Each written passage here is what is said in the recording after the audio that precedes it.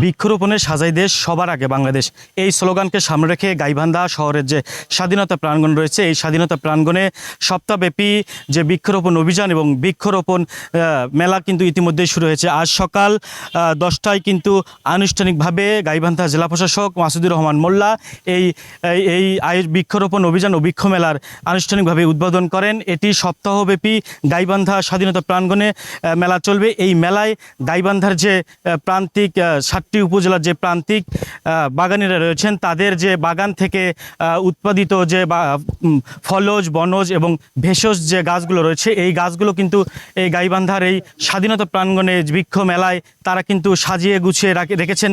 এই মেলা উপলক্ষে কিন্তু গাইবান্ধার যে বৃক্ষ প্রেমীরা রয়েছেন, বৃক্ষ যারা ক্রয় করেন, বিভিন্ন ছাদ বাগানি যারা বৃক্ষ সবসময় লাগান, তারা সহ ছোট বড় কিন্তু এই মেলায় ইতিমধ্যে আসতে শুরু করেছেন।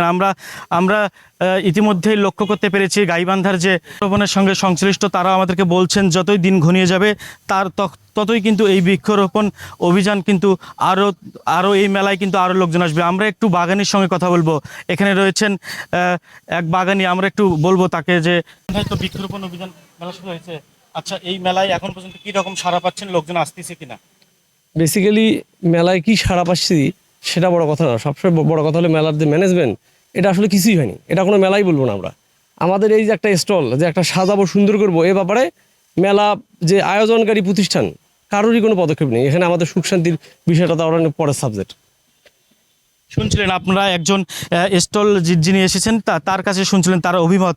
আমরা যদি একটু বলি, এই মেলার আয়োজন করেছেন মূলত জেলা প্রশাসন এবং সামাজিক বনায়ন জোন, এই তাদের যৌথ উদ্যোগেই কিন্তু এই বৃক্ষরোপণ অভিযান এবং বৃক্ষ মেলা শুরু হয়েছে। গাইবান্ধার যে প্রান্তিক বাগানে রয়েছেন তারা সহ উপজেলার যে কৃষি অফিস, জেলা কৃষি অফিস সহ মোট 30টি স্টল কিন্তু এই মেলায় বসেছে। আমরা যদি একটু জানিয়ে রাখি, আজ সকালে কিন্তু প্রায় 100 জন শিক্ষার্থীকে 200টি বিভিন্ন জাতের চারা কিন্তু এখানে তাদেরকে দেয়া হয়েছে। বিশেষ করে গাইবান্ধার যে শিক্ষার্থীরা রয়েছেন তারা কিন্তু এই চারা পেয়েছেন। আমরা গাইবান্ধার এই স্বাধীনতা প্রাঙ্গণ মাঠে দেখাচ্ছিলাম যে বৃক্ষরোপণ অভিযান এবং বৃক্ষ মেলার। তো এই ছিল আমার কাছ থেকে গাইবান্ধার বৃক্ষরোপণ অভিযান ও বৃক্ষরোপণ মেলার সর্বশেষ খবর।